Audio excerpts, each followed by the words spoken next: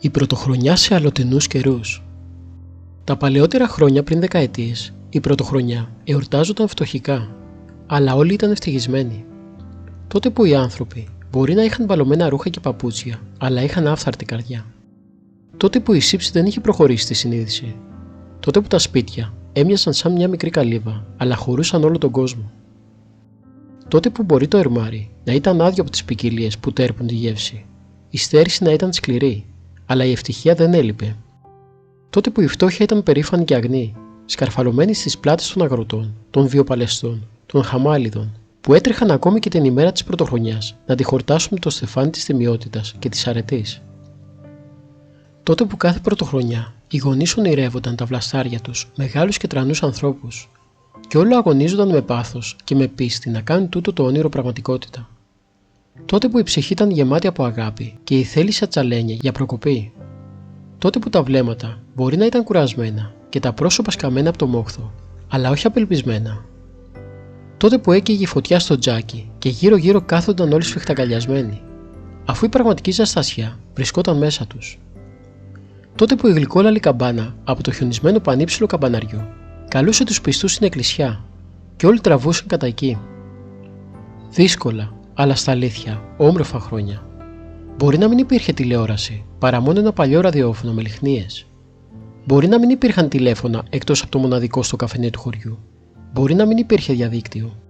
Υπήρχε όμως κοινωνία και επικοινωνία, που παρότι σήμερα υπάρχουν τόσα τεχνολογικά μέσα, είναι ελλειπείς ή ανύπαρκτοι, γιατί κλειδαμπαρώθηκαν και σχηθρόπιασαν οι θλιμμένοι άνθρωποι, και δεν είναι όλα άνοιχτο το μέσα τους.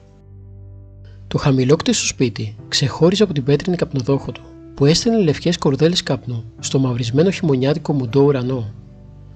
Έξω λυσομανούσε ο βοριάς, με το ψιλοβρόχι να παγώνει το τρομαγμένο κοκκινολέμι. Ο νοικοκύρης του έκανε το ποδαρικό, χτυπώντας την εξώπορτα. Δεν επιτρεπόταν να ανοίξει ο ίδιος με το κλειδί του, θα χάλαγε το ποδαρικό. Κρατούσε μια εικονίτσα και ένα ρόδι.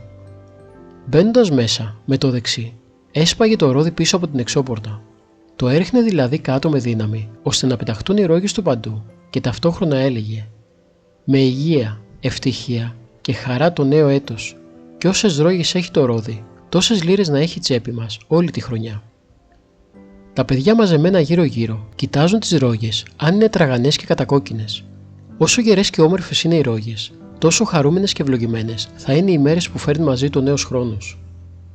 Την παραμονή της πρωτοχρονιάς, οι νοικοκυρές, με ανασηκωμένα τα μανίκια, με τα μαλλιά της κεφαλής δεμένα με μαντίλι για να μην τα τρώει σκόνη, πλάθαν το ζυμάρι, το πασπαλίζανε με αλεύρι και μυρωδιές και κάνανε τη βασιλόπιτα.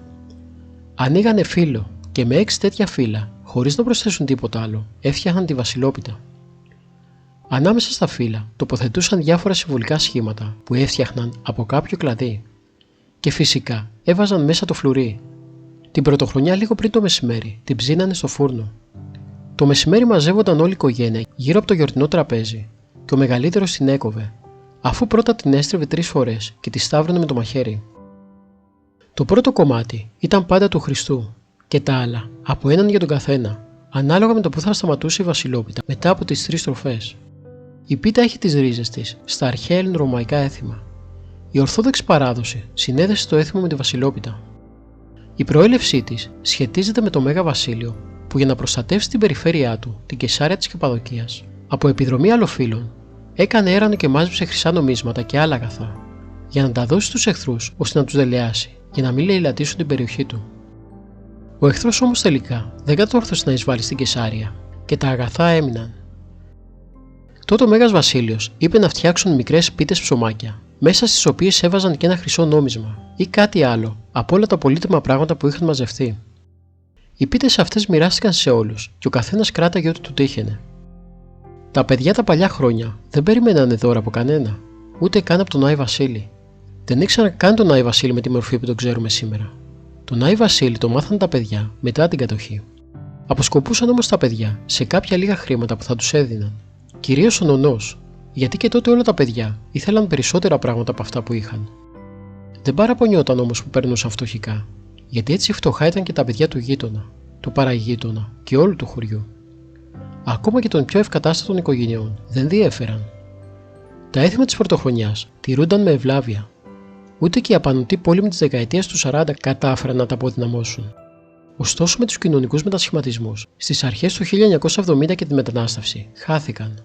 Μαζί τους και η αθωότητα των εποχών, μαζί τους και οι αγνές ανθρώπινες αξίες. Και τράνουσαν οι επιθυμίες για κυριαρχία του ενός πάνω στον άλλον. Και τράνουσαν η αλαζονία, η βία, η ασυδοσία, η καταπίεση, ο παραλογισμός, η εκμετάλλευση και καταντήσαμε οι άνθρωποι με άνθρωπο να μην μοιάζουμε. Καλή χρονιά σε όλους σας εύχομαι και μακάρι κάποια μέρα να ξαναγίνουν όλα όπως παλιά, τότε που οι άνθρωποι ήμασταν πραγματικά άνθρωποι και κοντά στο Χριστό.